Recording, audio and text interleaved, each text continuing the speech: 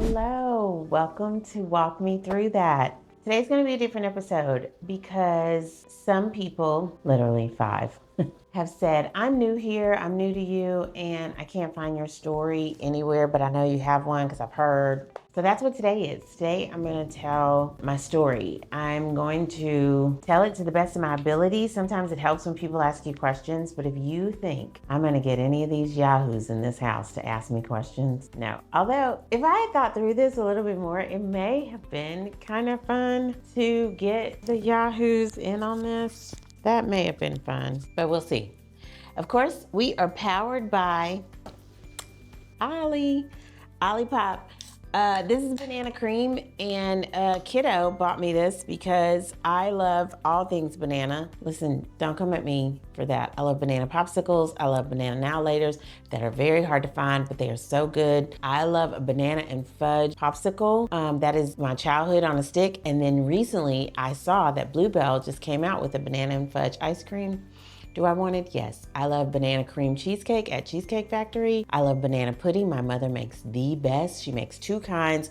One kind she never makes. It's the kind I made at the bakery that I love the most. She never makes it. DM her. Tell her to make that more for me. Just saying. Okay, let's try it. Oh, okay. Okay. This is a banana now later.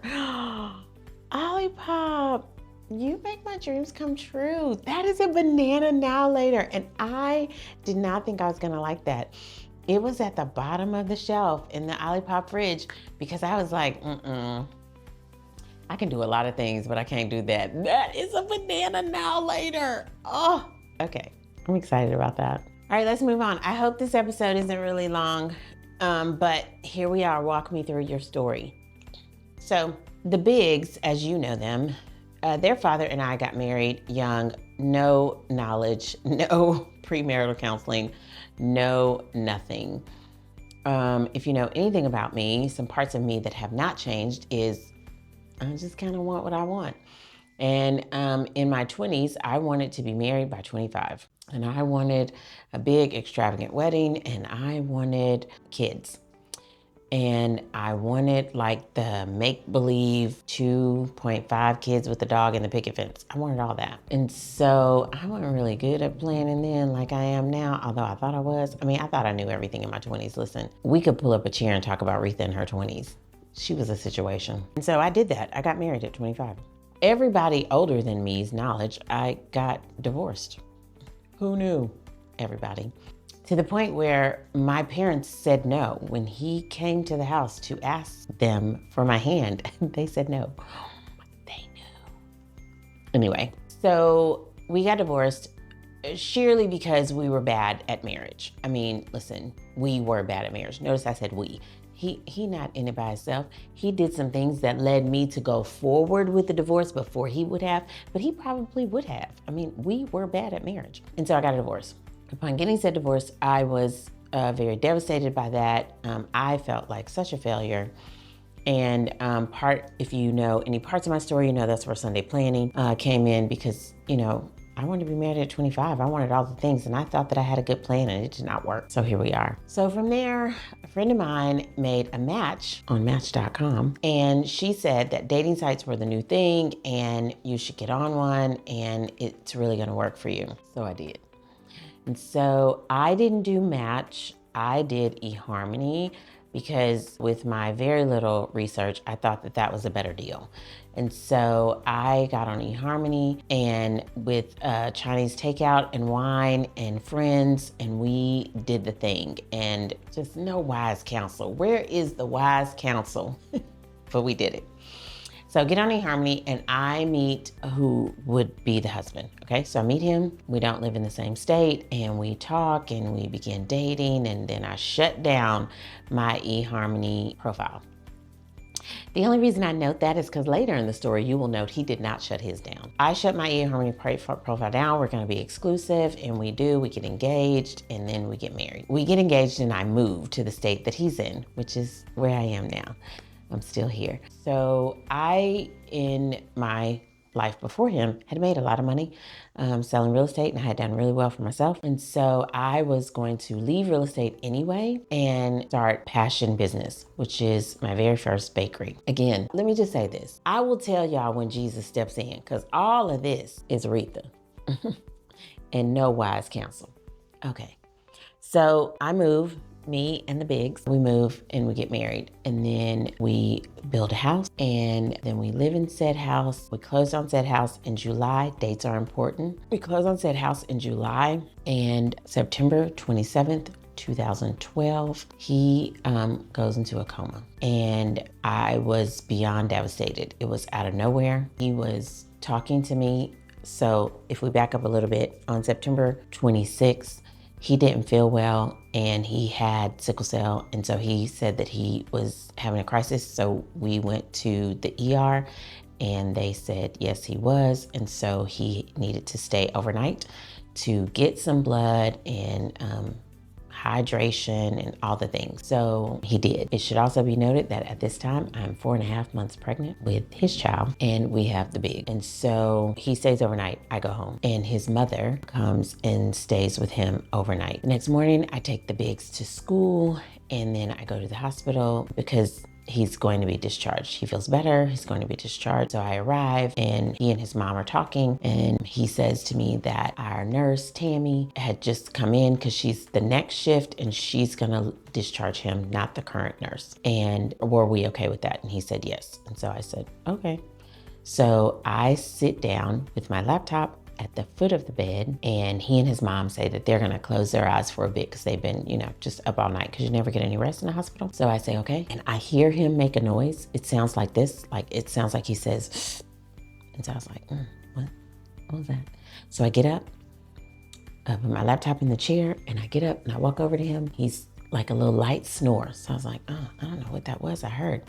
And I do a half turn to go back and sit in my chair, and I hear it again. And this time I'm like, oh no, oh, he's not breathing. And I start screaming. His mom wakes up and I tell her to lower the bed because I'm gonna do CPR. Tell me you're 3 without telling me you're 3. And so his mom is lowering the bed. She's screaming, I'm screaming. Tammy runs in, she says code blue, and then they're all in there. I'm now crying, pacing the outside of the hall because the hospital room is really small. It's gotta be like 7 people in there and 2 big machines. And so I'm pacing and I'm crying. And so I call my mother, who is not good with tears in the history of she and I.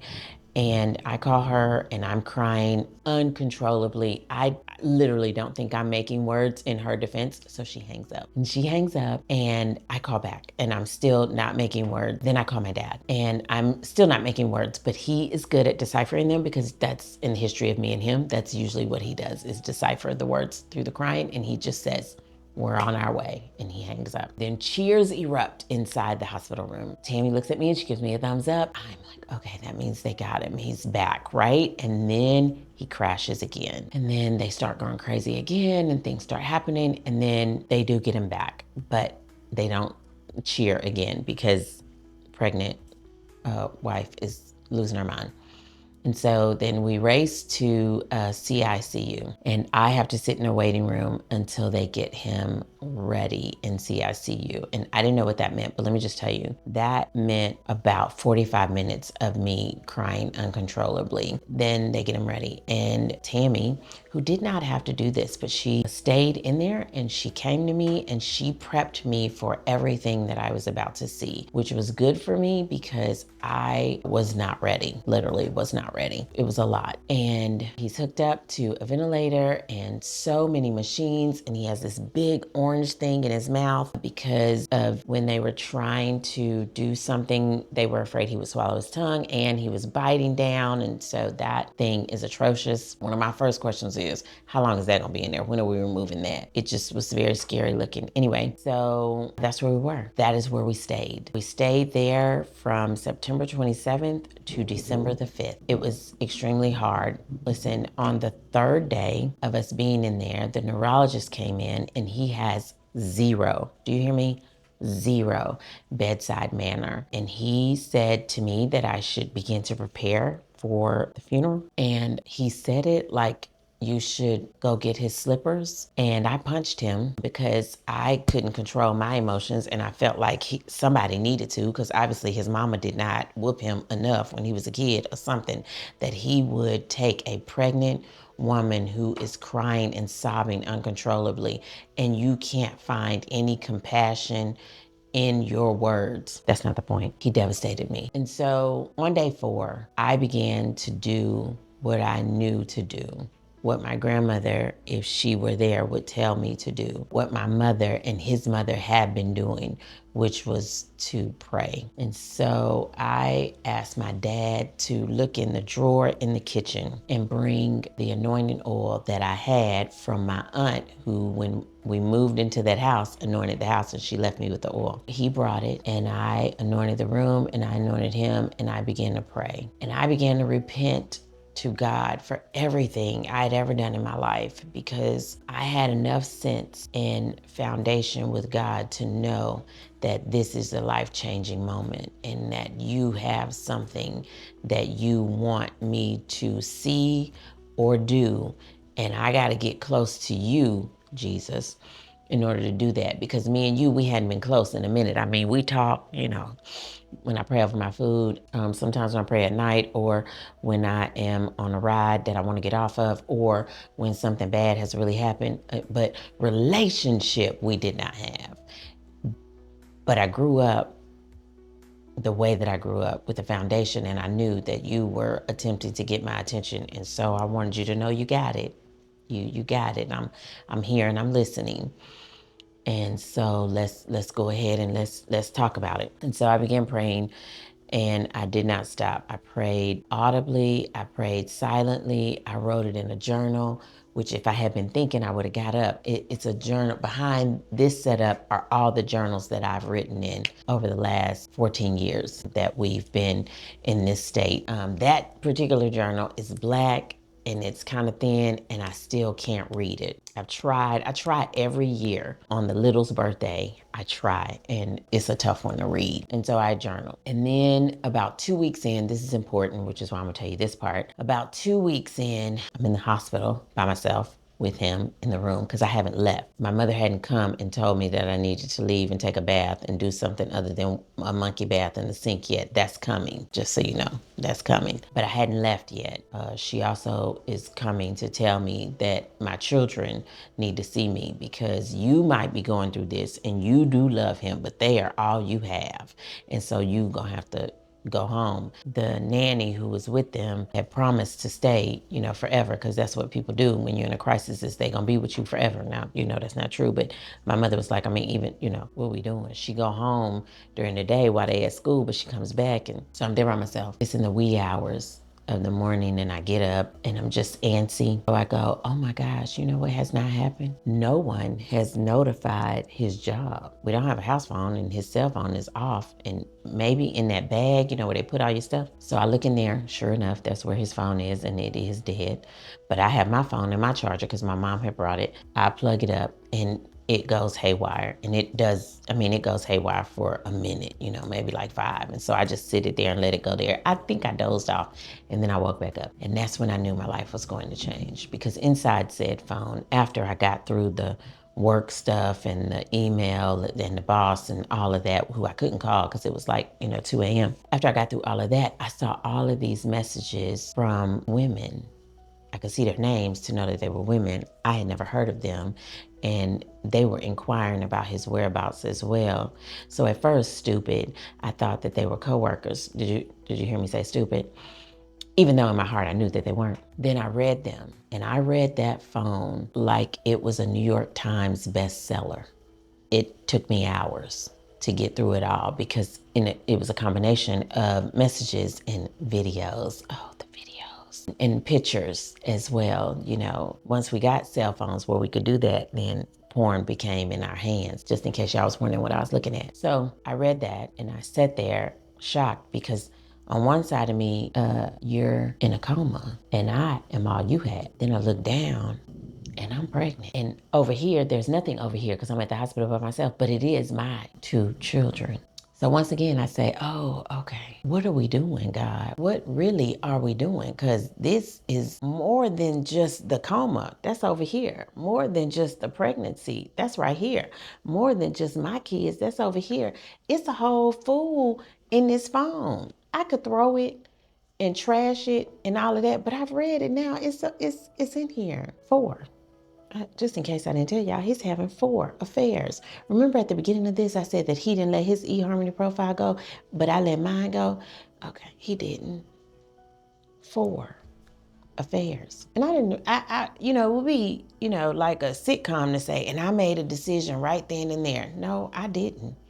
I cried right then and there. I didn't know what decision to make. I was already divorced once, and now you over here in this coma, and I feel like I have a duty to take care of you, but do I tell people? I'm a little embarrassed. Do I tell them that you're having 4 affairs? I don't know. I don't know if I tell them. Do I tell you? Can you hear me? Let's test that theory right now. So I got really close to his face and his ear, like right here. I was like right here with it, right here with it. And I said, hey, I just read your phone.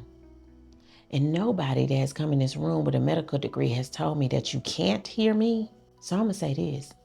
Dude, you having 4 affairs? You feel good about that? I mean, I know you can't answer me, but if you can hear me, just know that that is devastating to me. Now, I'm saying all of this like this to you, but just know I was sobbing saying it to him. I gave him all the words. The words that you wish you could say to the man who cheated on you, but you just too nervous to say, you just too ashamed to say, you just can't say it. I said it all to him. I am so ashamed. I also said that I was dumb. I also said that I couldn't believe that this was my life. I also said that I'm pregnant. Did you forget? No, you couldn't have forgot because you were ecstatic to have a son on the way. Like I said all the things while sobbing. Twice the nurse wanted to come in, but she could hear me and she didn't. She stood outside the door for a while listening, and then she just went away and she told nobody else to come in there until the wife is no longer standing so close to him talking. I said everything. Everything I could think of, I said it. I started off in rage. I called him all kind of names. And then I said that I'm going to help him get healthy again just so that I can leave him. I said that. I said I wasn't going to tell his mama because she wasn't going to believe me anyway. I did eventually tell his mother. She did not believe me anyway. It's okay. I knew it though. I said all the things. And then I cried myself to sleep laying on him. I don't think the nurses ever came in anymore that night. If they did, I didn't hear them. And I could have just been in a deep sleep because I was so devastated. I don't know how much of this I'm going to tell, and I didn't turn my timer on, so I don't know how far in I am. So I'm going to tell you now that I did eventually tell everyone, but not until the end. I didn't even tell my mother. When we left the hospital on December 5th to home health, a lot happened in between that time, but I would go every day. I would juggle kids and dad. They made every attempt to put me on bed rest because with the middle was on bed rest. And so we knew that if I had any more kids, bed rest would probably be in my future because they always make attempts to come early and we have to hold them back. But the medicine that they gave me with the middle to hold off the birth was no longer approved by the FDA. That's a whole other conversation for another time. Because I said when I was on that medicine that this medicine is crazy. But anyway, so we leave December 5th on home health. It was a decision that I made against what everybody wanted. Everybody being the doctors, the team of doctors, and my parents wanted hospice. I did not feel that I could do hospice. I didn't feel that I could keep juggling how I had been juggling for October, November, the little bit of September and the little bit of December. I wanted everything contained in one place, and so home was best. We just had that house built, and it had a bedroom on the main floor and a full bath. The master was upstairs, and so I just said, we just got to do it. And so against everybody's wishes, we did it. Now, let me just say, it was against their wishes because he was coming home on 16 IV meds, a feeding tube. He had a trach. And so no one knew how I would do it with all of that and 3 kids. Because, we knew eventually I would go into labor. Braden was actually supposed to come December 24th. He came December 6th. So going home December 5th with all of that apparatus, a hospital bed and home health and all of that, everybody was just like, there's no way you're going to be able to do this by yourself. Because one thing you should know is that when you go through trauma, everybody has their own life and it's predestined. So they have to go and live it. That's not an admonishment to them. It's not, I didn't feel a way about that. I think God eased my heart in that way. I knew that people have jobs and they have lives and they have to go to it. And so they did, and so did I. And so that's why I opted to do that, because I would be by myself and I could make it work if I felt like it was contained. So we did. We leave the hospital December 5th. We go home with all the people and they're all in the house and they're doing all the things. And I feel like I'm tired, but I don't know if I'm tired because of my current situation, or I'm tired because of the baby, or I'm tired just to be tired. And so my mother says, okay, we have all your instructions. We know what you want us to do. You should go lay down. I said, okay. And I got up a couple hours later and I looked at my mom and I said, I'm in labor. She said, okay, let's go. And so we left the house, went to the hospital for me to have the little. My doctor comes in and she says, you're not dilated enough. And I start crying. And she knows my situation, of course, because she's been walking with me through all of this. She wanted me on bed rest and I wouldn't do it. And it's been a real danger zone anyway. And I said, listen, can we pray? I said, because I know you know what I'm going through, but we brought him home today. And if I go home, I'm going to have this baby at home and I'll be by myself. And it's too much. So can we pray that I'll be dilated when you come back to recheck? I cried and she cried. And so we prayed, me, her, my mom, and I went to sleep. And when she came back to check, I was dilated, 10, and it was go time. And so we labored for hours upon hours. And then finally, December 6th, the little was born. And I always will thank everyone in that hospital because they let me sleep for 36 hours without waking me up, because they knew my situation. And when they woke me up, it was because it was time to exit. And so we did. They had held me as long as they could and made every reason to hold him as long as they could. And so we did. And we left and we went home. And that began our journey that we were on for a year and 9 months. And we did that with the bigs in school and having a newborn and juggling caring for him and on all the meds and having home health and having to discontinue home health and having to turn him every 3 hours because he has to have a bed sort of the size of a $50 in order to get a bed that turns him, it's kind of like a hospital waterbed. And so I did that for a year and 9 months. Through that, how we got here, through that, I learned so much about being in relationship with God. I learned the importance of what that relationship can do for you. And I learned how to talk to him and how to hear him back talk to me. And I prayed for 8 months straight that he would wake him up. Then finally I knew that he wasn't going to. And so I asked God to take me. Kids, I have one of the best mothers. I say one of because you think your mother's great too.